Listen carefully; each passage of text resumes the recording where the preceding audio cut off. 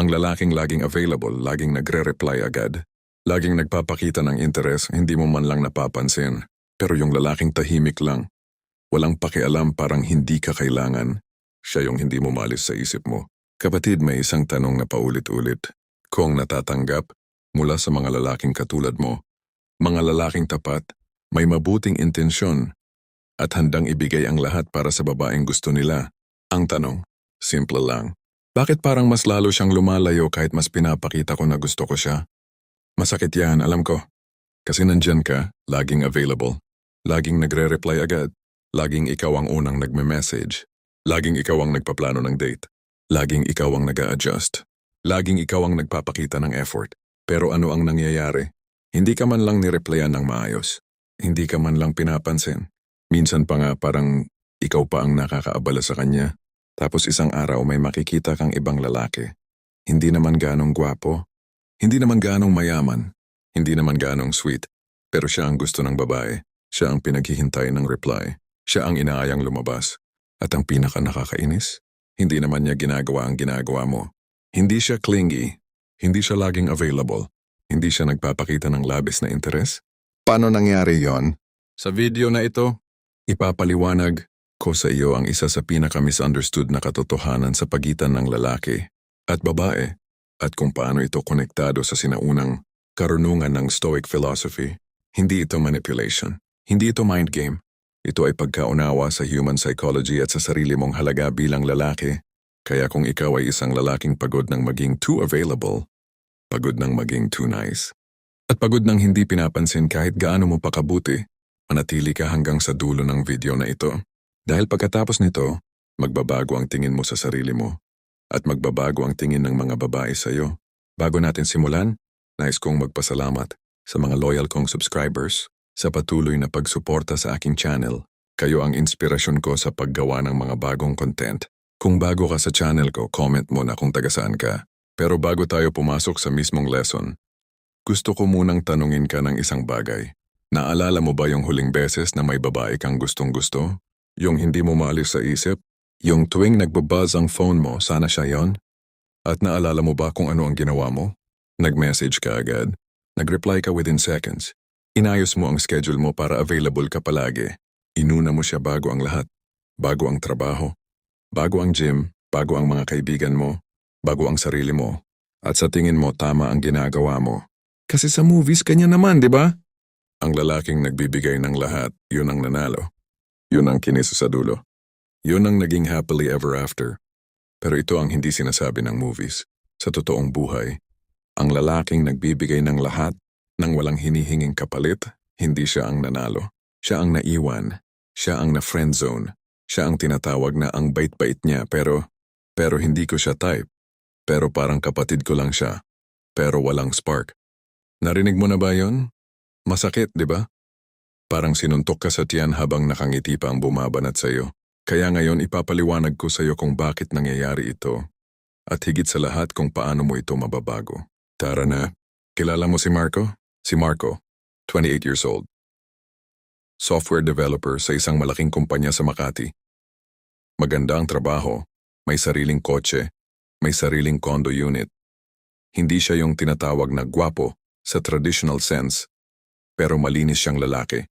Presentable, mabait, may substance ang usapan, may direksyon sa buhay.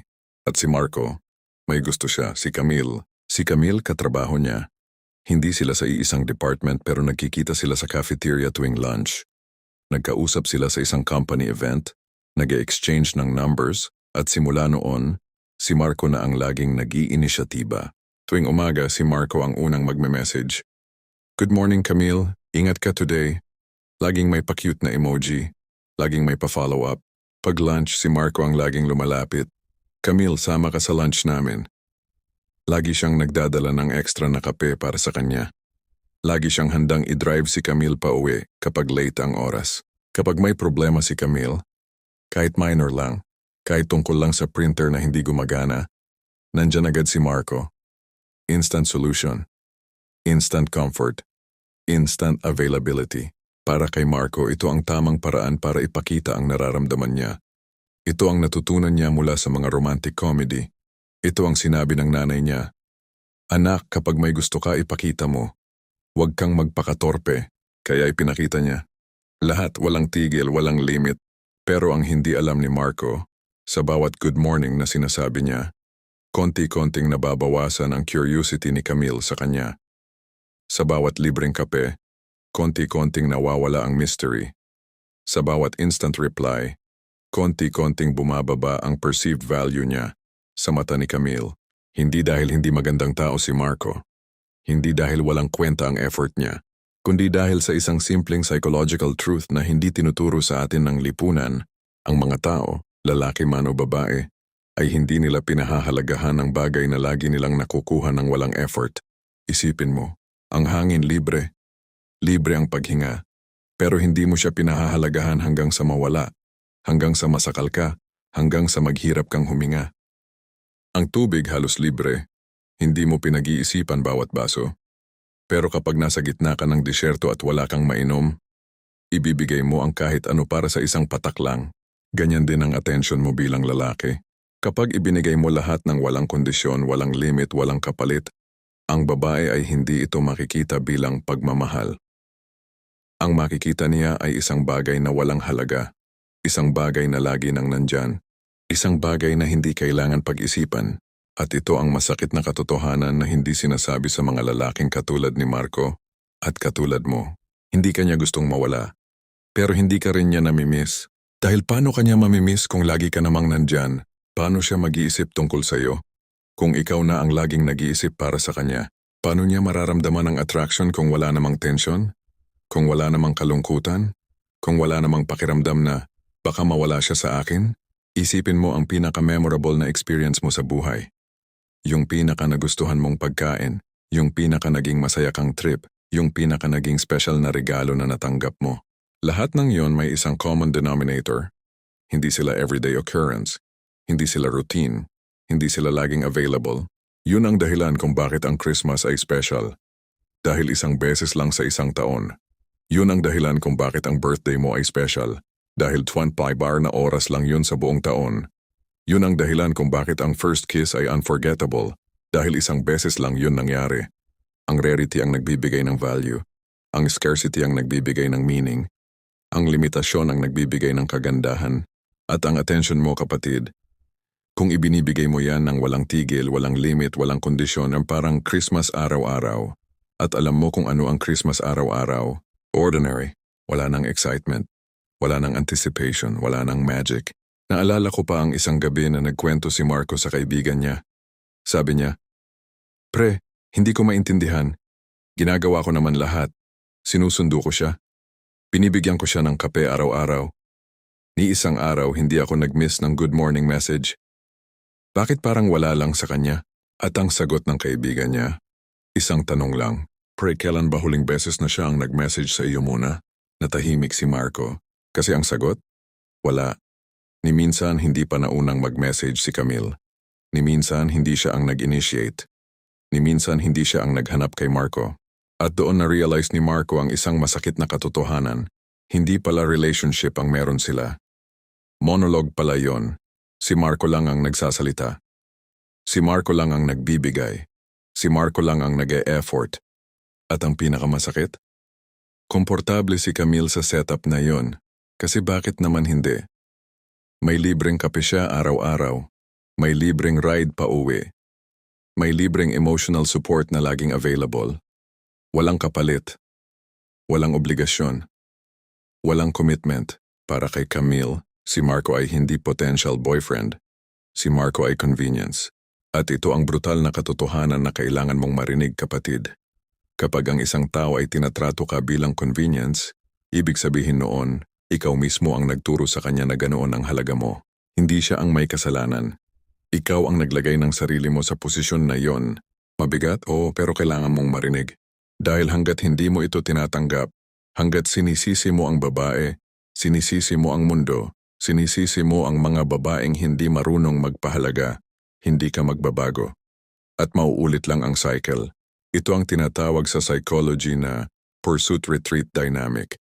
Kapag ang isang tao ay masyadong mapilit, ang natural na reaksyon ng kabilang tao ay umatras. Hindi dahil ayaw niya sa iyo, kundi dahil nararamdaman niya na nawawala ang kalayaan niya. Isipin mo to, kapag may salesman na laging sumusunod sa iyo sa mall, kahit maganda ang binebenta niya, ano ang gusto mong gawin? Lumayo, umalis, dahil nararamdaman mong napipressure ka. Nararamdaman mong nawawala ang choice mo. Ganyan ang nararamdaman ng babae kapag masyadong malakas ang pursuit mo. Hindi dahil hindi ka magandang tao, kundi dahil ang sobrang pursuit ay nagbibigay ng feeling na nawawala ang kanyang autonomy. At walang tao, lalaki man o babae, ang naa-attract sa taong kumukuha ng kalayaan niya. Dito pumasok ang isang sinabi ni Epictetus, isa sa mga pinakadakilang Stoic philosopher. Wealth consists not in having great possessions but in having few wants. Ang ibig sabihin, ang tunay na yaman ay hindi sa dami ng meron ka, kundi sa kakaunti ng kailangan mo. I-apply natin ito sa konteksto ng relasyon. Ang lalaking laging humahabol, laging nagbibigay ng attention, laging nangangailangan ng validation mula sa babae. Ito ang lalaking maraming wants. At sa mata ng babae, ito ang lalaking mukhang desperado. Mukhang walang ibang direksyon sa buhay kundi siya. Pero ang lalaking may sariling mundo, may sariling priorities at hindi umiikot ang buhay sa isang tao. Ito ang lalaking few wants. At ito ang lalaking misteryoso. Ito ang lalaking may halaga. Ito ang lalaking hindi niya mawala sa isip. Ngayon, alam ko ang iniisip ng ilan sa inyo. Pero paano kung talagang gusto ko siya? Hindi ba dapat honest ako? Hindi ba dapat ipakita ko ang nararamdaman ko? At dito lang naman ang patibong, ang trap na paulit-ulit nating kinakagat bilang mga lalaki. Oo, importante ang honesty. Oo, importante ang pagpapakita ng nararamdaman. Pero mayroong malaking pagkakaiba sa pagitan ng pagpapakita ng nararamdaman at pagpapaalipin sa nararamdaman. Kapag ikaw ang laging nagme-message, hindi yan pagpapakita ng nararamdaman. Yan ay pag-a-assume na wala kang halaga kapag hindi ka nag-reach out. Kapag ikaw ang laging nagbibigay ng kape, nagdadala ng pasalubong, nag-aalok ng ride, hindi yan generosity. Yan ay pag-aasang mapapahalagahan ka dahil sa mga bagay na ibinibigay mo, hindi dahil sa kung sino ka. Kapag ikaw ang laging available sa chat kahit anong oras, laging nagre-reply within seconds, hindi yan commitment. Yan ay kawalan ng sariling buhay. At alam mo ang pinakamasakit na bahagi? Alam ng babae yan. Hindi siya tanga. Hindi siya manhid, nararamdaman niya ang energy mo. Alam niya kapag ang isang lalaki ay nagbibigay ng attention dahil sa desperation. At alam niya rin kapag ang isang lalaki ay nagbibigay ng attention dahil talagang may halaga siya. Ang tanong, aling lalaki ka? Balik tayo kay Marco. Isang gabi nagpumilit si Marco na sunduin si Camille sa opisina kahit walang hiningi si Camille. Nag-drive siya ng halos 1 oras sa traffic, bumili pa ng pagkain, at nag-text, "Oy, nasa baba na ako, sunduin kita." Ang reply ni Camille, "Ha? Okay lang ako, may kasabay naman ako pauwi." Pero bumaba pa rin si Camille. Hindi dahil gusto niya, kundi dahil nahiya siya kay Marco na nagpunta na. Sa loob ng kotse, halos walang usapan. Si Marco lang ang nagsasalita. Nagkukwento siya ng kung ano-ano. Nagtatanong siya ng kung ano-ano. Si Camille, nakatingin lang sa labas ng bintana, nagre-reply ng "Oh, nice." Pagbaba ni Camille, isang simpleng "Salamat, Marco" lang. Walang ngiti. Walang eye contact, walang paanyaya na magstay. Walang text mo ako pag uwi mo ha. Wala. At alam mo kung saan pumunta si Camille pagkababa ng kotse. Nag-online siya. At nag-chat siya sa ibang lalaki. Hindi sa lalaking laging available. Hindi sa lalaking laging nagme-message. Hindi sa lalaking laging nag-aalok ng libre. Nag-chat siya sa lalaking minsan lang mag-reply. Sa lalaking minsan lang mag-online. Sa lalaking hindi niya alam kung interesado ba sa kanya o hindi. Yun ang lalaking gusto niyang kausap. Yun ang lalaking inuubos niya ang gabi kakaisip. Yun ang lalaking sinusubukan niyang ma-impress. Sakit ang di ba? Pero ito ang realidad, kapatid. At hindi ito nangangahulugang dapat kang maging masamang tao. Hindi ito nangangahulugang dapat kang maging cold, walang puso, o manipulative. Ang ibig sabihin lang nito, kailangan mong maunawaan ang psychological mechanics ng attraction. Mayroong concept sa psychology na tinatawag na scarcity principle. Simple lang ang idea. Ang mga tao ay nagbibigay ng mas mataas na halaga sa mga bagay na mahirap makuha. Kapag ang isang bagay ay limited, exclusive at hindi madaling ma-access, automatic na tumataas ang perceived value nito. Ganyan din ang attention mo, kapatid. Kapag ang attention mo ay laging available, laging libre, laging walang kondisyon, bumababa ang halaga nito. Hindi dahil walang kwenta ka, kundi dahil ganyan ang likas na wiring ng utak ng tao. Kapag ang attention mo ay selective, may purpose at hindi laging available, tumataas ang halaga nito. Dahil biglang may tanong na sa isip ng babae. Bakit hindi siya nag-message? May iba ba siyang kausap? Okay lang ba siya? Nag-enjoy ba siya kanina? At ang mga tanong na yan ang simula ng attraction. Hindi ang flowers, hindi ang chocolates, hindi ang good morning beautiful messages, kundi ang mga tanong na umiikot sa isip niya tungkol sa iyo kapag wala ka. Sinabi ni Marcus Aurelius, "The happiness of your life depends upon the quality of your thoughts."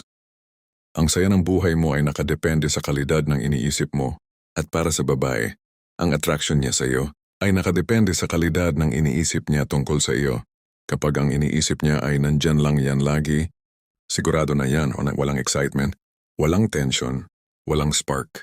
Pero kapag ang iniisip niya ay, hindi ko alam kung ano bang meron sa lalaking to, pero hindi ko siya maalis sa isip ko. Yan ang simula ng tunay na attraction. Yan ang magnetic pull na hindi mo kailangang pilitin.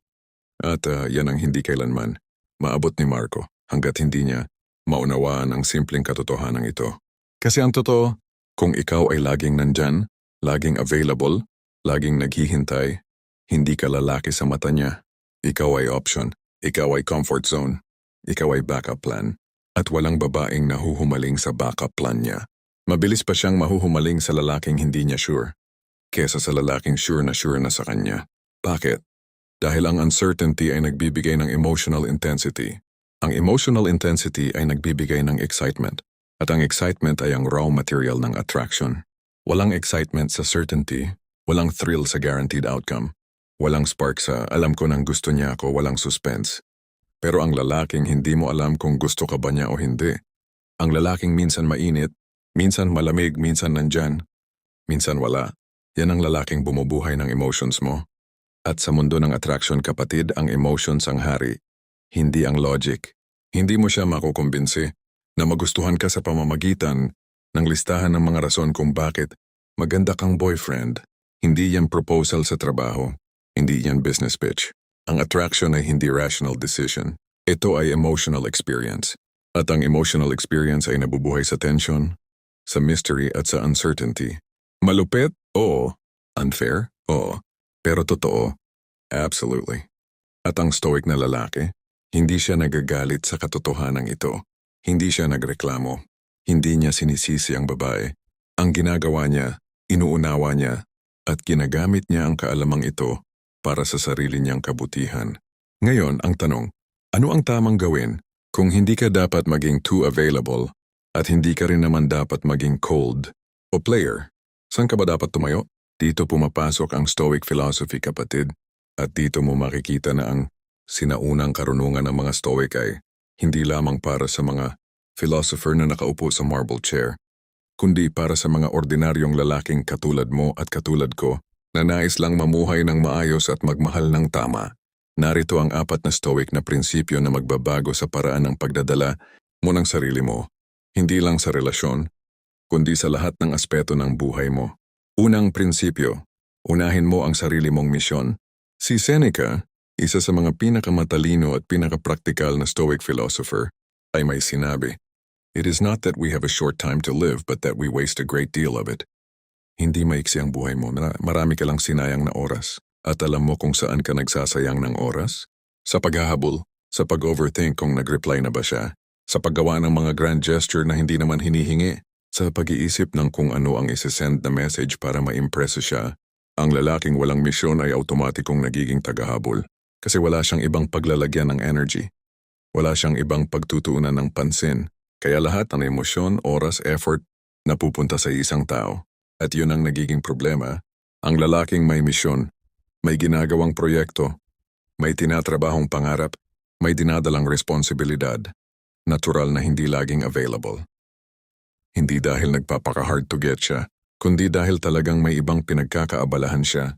At alam mo kung ano ang nakikita ng babae dito. Lalaking may direksyon, lalaking may halaga, lalaking may mundo na hindi lang umiikot sa kanya. At yun ang attractive, kapatid. Hindi yung nagmamakaawa. Hindi yung nagpapakamartir, kundi yung lalaking may sariling buhay at pinipili kanyang papasukin doon, hindi dahil kailangan kanya, kundi dahil gusto kanya. Malaking pagkakaiba yon. Kaya ang unang hakbang, tanungin mo ang sarili mo, ano ba ang misyon ko? Ano ba ang tinatrabaho ko bukod sa pagpapa-impress sa babae? Kung wala kang maisagot, yan ang problema mo. Hindi ang babae, hindi ang dating technique, hindi ang pick-up lines. Ang problema ay wala kang buhay na worth living ng mag-isa. At ang lalaking walang buhay na worth living ng mag-isa, walang babaeng mag-i-stay para doon. Simulan mo. Bumalik ka sa gym. Aralin mo ang bago. Mag-invest ka sa career mo. Mag-start ka ng side hustle. Basahin mo ang libro na matagal mo nang gustong basahin at huwag mong gawin to para ma-impress ang babae. Gawin mo to para sa sarili mo. Kasi alam mo ang malaking pagkakaiba ng lalaking nag-i-improve para makakuha ng babae at lalaking nag-i-improve para sa sarili niya. Ang una, kapag nakuha na niya ang babae, titigil na siya. Babalik sa dati, magiging complacent ulit at mawawala ulit ang attraction. Ang pangalawa, kahit dumating o umalis ang babae, tuloy pa rin siya. Patuloy siyang nagre-level up, patuloy siyang lumalago, at dahil doon, patuloy rin ang attraction. Dahil hindi ito nakadepende sa isang tao. Nakadepende ito sa trajectory ng buhay niya. Ito ang ibig sabihin ng Stoics. Kapag sinabi nilang unahin mo ang virtue, yung pagiging pinakamahusay na bersyon ng sarili mo, hindi para sa ibang tao, kundi dahil yun ang tamang bagay na gawin. At ang byproduct, ang side effect, ang bonus, nagiging attractive ka, natural, walang pilit, walang script. Gawin mong interesting ang buhay mo at automatikong magiging interesting ka sa mata ng iba. Pangalawang prinsipyo, kontrolin mo ang emosyon mo, hindi ang sitwasyon. Isa sa pinakasikat na linya ng Stoic philosophy ay galing kay Epictetus. We cannot choose our external circumstances, but we can always choose how we respond to them. Hindi mo kontrolado kung mag-reply siya o hindi. Hindi mo kontrolado kung gusto ka niya o hindi. Hindi mo kontrolado kung may ibang kausap siya o wala. Pero alam mo ang kontrolado mo? Ang reaksyon mo. Ang problema sa mga lalaking katulad ni Marco, kapag hindi nag-reply ang babae, nagpapanik sila. Nag-double send. Nag-triple send. Busy ka ba? Hello? May nagawa ba akong mali? At sa bawat desperate message na, yan lumalayo ang babae. Hindi dahil masama kang tao, kundi dahil ipinakita mo na wala kang emotional control, na madali kang mataranta, na madali kang mawala ng composure dahil lang sa isang tao. Ang stoic na lalaki? Kapag hindi nag-reply ang babae, okay lang. May iba siyang gagawin. May iba siyang pupuntahan. May ibang pagtutuunan ng pansin, hindi dahil walang pake siya, kundi dahil alam niyang hindi niya kontrolado ang kilos ng ibang tao, at ang kontrolado lang niya ay ang sarili niya. Isipin mo ang isang punong kahoy sa gitna ng bagyo. Ang hangin ay umihip ng malakas, ang ulan ay bumubuhos, ang kidlat ay kumikidlat, ang puno ba ay nagpapanik? Ang puno ba ay sumisigaw? Ang puno ba ay nagtatakbo? Hindi. Ang puno ay nakatayo lang, matibay, nakaugat, kalmado. Hindi dahil walang nararamdaman ang puno, kundi dahil alam ng puno na ang bagyo ay lilipas pero ang ugat niya ay permanente. Ganyan ka dapat bilang stoic na lalaki. Ang bagyo, ang hindi pag-reply, ang mixed signals, ang kawalan ng katiyakan, lilipas din yan. Pero ang ugat mo, ang identity mo, ang halaga mo, ang direksyon mo, yan ang permanente. At kapag nakita ng babae na hindi ka natitinag ng mga maliliit na bagyo, na hindi ka nagpapanik dahil sa isang hindi na-replyan na message, doon niya mararamdaman ang tunay na strength mo. Hindi ang physical strength, hindi ang financial strength, kundi ang emotional strength, ang kakayahan mong manatiling kalmado sa gitna ng kawalan ng katiyakan. At yon kapatid, ang isa sa pinaka-attractive na trait na pwedeng taglayin ng isang lalaki. At alam mo ang ironic na bahagi. Kapag ganyan ang approach mo, kapag hindi ka nagpapanik, kapag hindi ka desperate, kapag kalmado ka lang, doon pa mas lalo kang nagiging attractive. Kasi ang babae ay nararamdaman ang energy mo. Kapag ang energy mo ay kailangan kita, please replyan mo ako. Nakaka-turn off yan. Parang mabigat. Parang pabigat. Pero kapag ang energy mo ay gusto kita, pero okay lang din ako kung mag-isa. Yan ang grounding. Yan ang stability. Yan ang masculine energy na hinahanap ng babae na hindi niya minsan ma-explain. Kaya sa susunod na hindi kanya replyan agad, huwag kang magpadala sa panic. Huwag kang mag-double send. Huwag kang mag-overthink. Ibaba mo ang phone, lumabas ka, mag-workout ka, gawin mo ang trabaho mo, at kapag nag-reply na siya, reply ka rin pero sa sarili mong oras. Hindi dahil nagpapaka-hard to get ka, kundi dahil talagang may ginagawa ka. Yan ang difference ng manipulation at authentic na pagiging high value. Ang manipulator ay nagpapanggap na busy. Ang stoic na lalaki ay talagang busy dahil may buhay siya. Pangatlong prinsipyo. Hayaan mong ang katahimikan mo ang magsalita. Si Marcus Aurelius, ang emperor ng buong Roman Empire, ang isa sa pinakamakapangyarihang tao sa kasaysayan is why may sinabi sa kanyang journal na tinatawag na Meditations. The object of life is not to be on the side of the majority, but to escape finding oneself in the ranks of the insane. Ang layunin ng buhay ay hindi sumunod sa karamihan, kundi umiwas na mapabilang sa mga walang katinuan. At alam mo kung ano ang insane sa konteksto ng pagliligaw? Ang pagbibigay ng lahat, bawat salita, bawat emosyon, bawat intensyon nang walang itinira para sa sarili. Ang pagiging open book na walang mystery. Ang pagsasabing lahat ng nararamdaman mo nang wala pang tamang panahon. Ang katahimikan, kapatid, ay hindi kahinaan. Ang katahimikan ay kapangyarihan. Kapag hindi ka laging nagkukwento ng buhay mo, nagtataka siya. Kapag hindi mo sinasabi lahat ng plano mo, nag-iisip siya. Kapag hindi ka laging nagpapakita ng emosyon, naghahanap siya ng signs. At ang proseso ng paghahanap na yan ang attraction na nagbo-build sa loob niya. Hindi mo kailangan sabihin na gusto mo siya sa araw-araw. Minsan ang isang malalim na tingin, isang nangiti, isang sandaling katahimikan na puno ng tensyon, ay mas matimbang pa sa 1,000 I like you. Alam mo ba kung bakit mas natatandaan mo ang mga eksena sa pelikula na walang dialogue? Yung mga moment na magkaharap lang ang dalawang tao, walang sinasabi pero ramdam mo ang tension? Yung mga eksena na mas malakas pa ang epekto ng katahimikan kaysa sa kahit anong linya. Dahil ang katahimikan ay nagbibigay ng espasyo para sa imagination. At ang imagination ng babae, yan ang pinakamatinding alay mo sa attraction. Kapag sinabi mo lahat, wala nang iisipin ang babae. Alam na niya lahat. Tapos na ang kwento, walang suspense, walang cliffhanger, walang to be continued. Pero kapag may mga hindi ka sinabi, may mga bahagi ng sarili mo na hindi mo pa'y pinapakita, biglang may kwento na nais niyang basahin, may mystery na nais niyang lutasin, may puzzle na nais niyang buuin. At sa proseso ng pag-unawa sa iyo, sa proseso ng paghahanap ng mga sagot, doon siya nahuhumaling. Hindi sa sagot mismo, kundi sa proseso ng paghahanap. Kaya ang katahimikan ay nagbibigay ng espasyo para mag-isip ang babae. At kapag nag-iisip siya tungkol sa iyo, ikaw na ang nananalo. Huwag mong punan ng ingay ang bawat puwang. Huwag mong punuin ng messages ang bawat oras. Huwag mong ipaliwanag ang bawat galaw mo. Hayaan mong mag-wonder siya. Hayaan mong magtanong siya. Hayaan mong hanapin ka niya. Dahil ang taong humahanap sa iyo, yun ang taong may genuine interest sa iyo. Hindi yung taong replying lang dahil lagi kang nagme-message. May isang kwento na gustong-gusto ko na nagpapakita ng power ng katahimikan. Isang lalaki, hindi kagwapuhan, hindi mayaman, walang flashy na lifestyle, ay nagustuhan ng isang babae sa kanyang opisina. Ang ginawa niya, hindi siya nag-message ng nag-message. Hindi siya nag-alok ng libre. Hindi siya nagparamdam ng sobra. Ang ginawa niya lang, naging magaling siya sa trabaho niya. Tahimik, focused, professional, at sa araw-araw na nakikita siya ng babae, tahimik na nagtatrabaho, walang arte, walang drama. Isang tanong ang laging bumabalik sa isip niya. Sino ba talaga tong lalaking to? At ang tanong na yan ang nag-open ng pinto kasi siya ang lumapit. Siya ang nag-initiate ng usapan. Siya ang nagtanong.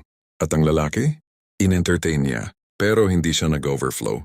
Hindi siya nag-overshare. Hindi siya nag-overimpress. Dahan-dahan. Unti-unti. May timing. At yun ang naging simula ng tunay na koneksyon. Isang relasyon na hindi built on desperation, kundi built on genuine curiosity at mutual respect. Panglimang prinsipyo, piliin ang dignidad kaysa desperasyon. Ito ang pinakamahalaga sa lahat, kapatid. At ito ang prinsipyong gusto kong itato mo sa utak mo. Si Epictetus ay may sinabi, "No man is free who is not master of himself." Walang lalaking malaya na hindi Panginoon ng sarili niya. Ang desperation ay ang pinaka-unattractive. na trait na pwedeng ipakita ng isang lalaki. Hindi ang poverty, hindi ang pangit na itsura, hindi ang kawalan ng social status, kundi ang desperation. Kapag ang isang lalaki ay nagpapakita na hindi siya mabubuhay nang wala ang isang babae, agad na nawawala ang respeto ng babae sa kanya. Hindi dahil masama ang babae, kundi dahil likas sa tao na hindi respetuhin ang hindi nirerespeto ang sarili. Pag-isipan mo, kapag may isang tao na lagi kang pinupush na bilhin ng product niya, laging nagta-text, laging nagfo-follow up, laging nagdi-discount, ano ang iniisip mo? Pick ito, hindi ito maganda kaya kailangan niyang magmakaawa. Pero kapag may product na limited edition, hindi ka halos makabili. May pila, may waitlist, ano ang iniisip mo? Maganda siguro to. Kaya pala maraming gusto. Hindi dahil talagang better ang product, kundi dahil ang paraan ng presentation, ito ay nagbibigay ng perception of value. Ganyan din ang sarili mo bilang lalaki. Kapag desperado ka, bumababa ang perceived value mo. Kapag may dignidad ka, tumataas. At ang dignidad ay hindi kayabangan. Hindi ito pagmamataas. Hindi ito pagiging suplado. Ang dignidad ay simpleng pag-alam na kahit wala siyang gustong makipagrelasyon sa iyo, okay ka pa rin. Na ang buhay mo ay may meaning kahit wala siya. Na ang halaga mo ay hindi nakadepende sa isang tao. Yun ang dignidad. At yun ang magnetic force na hindi kayang labanan ng kahit sinong babae. Balik tayo kay Marco para sa huling pagkakataon. Pagkatapos ng mahabang panahon ng paghahabol, nagsimulang magbago si Marco. Hindi dahil natutunan niya ang manipulation technique. Hindi dahil nagbasa siya ng How to be a Player na libro. Nagbago siya dahil pagod na siyang maging hindi siya. Nagsimula siyang bumalik sa gym. Nagsimula siyang aralin ang financial investing. Nagsimula siyang mag-attend ng tech meetups at conferences. Nagsimula siyang mag-focus sa career niya. At bigla, nakuha niya ang promotion na matagal na niyang pinapangarap. Hindi na siya laging nagme-message kay Camille. Hindi dahil galit siya. Hindi dahil may ginagaya siyang technique. Kundi dahil wala na siyang oras. Wala na siyang energy para mag-chase. Busy na siya sa sarili niyang mundo. At alam mo ang nangyari? Isang araw nag-message si Camille. Uy Marco, tagal mo nang hindi nagpaparamdam ah. Okay ka lang ba? Unang beses na si Camille ang nag-initiate. Hindi nag-reply agad si Marco. Hindi dahil nagpapaka-hard to get siya. Kundi dahil nasa gym siya. Nag-reply siya after 2 hours. Casual, maikli, friendly. At simula noon, nag-iba ang dynamic. Si Camille na ang nagtatanong. Si Camille na ang nag-i-invite ng lunch. Si Camille na ang curious kung ano ang ginagawa ni Marco tuwing gabi. Isang beses nagtanong si Camille, Marco, bakit ka biglang nag-gym? May pinapa-impresyohan ka ba? At ang sagot ni Marco, hindi scripted, hindi rehearsed, hindi plano. Wala, para sa sarili ko lang. 4 na salita lang yon. Pero ang epekto sa isip ni Camille, mas matindi pa sa lahat ng good morning beautiful messages na sinend ni Marco dati. Dahil sa 4 na salita na yon, naramdaman ni Camille ang isang bagay na hindi niya naramdaman noon kay Marco. Respect. Respeto sa isang lalaking ginagawa ang mga bagay para sa sarili niya, hindi para sa approval ng iba. At sa mga sumunod na linggo, unti-unting nagbago ang tingin ni Camille kay Marco. Hindi na siya yung convenient na lalaking laging available. Hindi na siya yung libreng kape at libreng ride. Ngayon si Marco ay isang lalaking may sariling mundo. At si Camille ay gustong maging bahagi ng mundong yon. Hindi dahil pinilit ni Marco, kundi dahil naging worth it si Marco. Hindi dahil naging manipulative si Marco, kundi dahil naging tunay siyang interesting. Dahil sa tunay niyang binago ang buhay niya. At ito ang pinakamagandang bahagi ng stoic approach sa attraction. Hindi mo kailangang magkunwari. Hindi mo kailangang gumamit ng script. Hindi mo kailangang mag-pretend na busy ka. Ang kailangan mo lang gawin ay talagang maging busy sa mga bagay na nagpapataas ng halaga mo bilang tao. At yun ang pinaka-authentic na paraan para maging attractive. Hindi lang sa isang babae, kundi sa lahat ng tao sa paligid mo. Kapatid, bago ka umalis sa video na ito, gusto kong itanim mo sa isip mo ang isang huling lesson. Ang attraction ay hindi tungkol sa paghahabol. Hindi ito tungkol sa kung gaano karami ang ibinigay mo. Hindi ito tungkol sa kung gaano ka ka-sweet, ka-available, o ka-consistent. Ang attraction ay tungkol sa halaga. At ang halaga ay nilikha ng scarcity, mystery, at dignidad. Hindi mo kailangan maging ibang tao. Kailangan mo lang maging mas mataas na bersyon ng sarili mo. Ang lalaking may misyon, May emotional control, may katahimikan at may dignidad. Ito ang lalaking hindi kailangan mag-chase. Dahil natural na dumarating ang mga tao sa kanya. At ito ang pinakamagandang aral ng Stoic philosophy. Hindi mo kontrolado kung sino ang magkakagusto sa iyo. Pero kontrolado mo kung sino ka. At kung gaano ka ka-valuable bilang tao. I-focus mo ang energy mo doon. At ang tamang tao, darating yan. Hindi dahil hinabol mo, kundi dahil nakita ka niya at sinabi sa sarili niya, "Ayaw kong mawala ang lalaking to." Yun ang goal, kapatid. Hindi ikaw ang humahabol, siya ang ayaw kang mawala. At yun ang Stoic way. Isa pang bagay bago tayo magtapos, kapatid, gusto kong linawin. Ang lahat ng sinabi ko sa video na ito ay hindi tungkol sa pagmamanipula ng babae. Hindi ito tungkol sa pagiging cold. Hindi ito tungkol sa pag-i-ignore ng nararamdaman. Ito ay tungkol sa pag-aayos ng sarili mo. Dahil ang totoo, kapag inayos mo ang sarili mo, kapag nahanap mo ang misyon mo, kapag natutunan mong kontrolin ang emosyon mo, kapag nagkaroon ka ng tunay na dignidad, hindi mo na kailangang mag-isip ng strategy sa babae. Natural na lang ang lahat. Natural na lang na hindi ka magre-reply agad dahil may ginagawa ka. Natural na lang na hindi ka laging available dahil may buhay ka. Natural na lang na hindi ka desperado dahil masaya ka na kahit wala siya. At yun ang pinakamagandang klaseng attraction, yung hindi mo pinlano, yung hindi mo ginawa on purpose. Yung natural lang na dumating dahil naging tamang tao ka. Hindi para sa kanya, kundi para sa sarili mo at kapag dumating ang tamang babae. Yung babaeng hindi lang na-attract sa mystery mo, kundi na-inspire sa direksyon mo. Hindi lang nahulog sa katahimikan mo, kundi nahanap ang kapayapaan sa piling mo. Doon mo mararamdaman ang pagkakaiba ng relasyong gawa ng desperation at relasyong gawa ng mutual respect. Ang una ay pagod, ang pangalawa ay kapayapaan. Ang una ay laging may anxiety. Ang pangalawa ay laging may seguridad. Ang una ay hindi tumatagal. Ang pangalawa ay lumalago. Piliin mo ang pangalawa, kapatid. Piliin mo ang relasyong hindi mo kailangang ipilit. Dahil pareho kayong pumili na manatili. Ngayon, kung nakatulong sa iyo ang video na ito, kung may natutunan ka, kung may na-realize ka, kung may nagbago sa pananaw mo, pindutin mo ang like button at isubscribe mo ang channel na ito. Hindi para sa akin, kundi para sa mga susunod na video na mas lalo pang magpapalalim ng pag-unawa mo sa sarili mo, bilang lalaki, bilang stoic, at bilang taong may halaga. At kung may kaibigan kang lalaki na kailangan marinig ito, yung laging naghahabol, laging available, laging nagbibigay ng lahat pero walang nakukuhang kapalit, i-share mo sa kanya ang video na ito. Baka ito ang video na magbabago ng buhay niya. Maraming salamat sa panonood, kapatid. Hanggang sa susunod. Maging matatag, maging stoic. Tandaan mo, kapatid, ang lalaking pinakamahirap mawala ay ang lalaking hindi natatakot na mawala.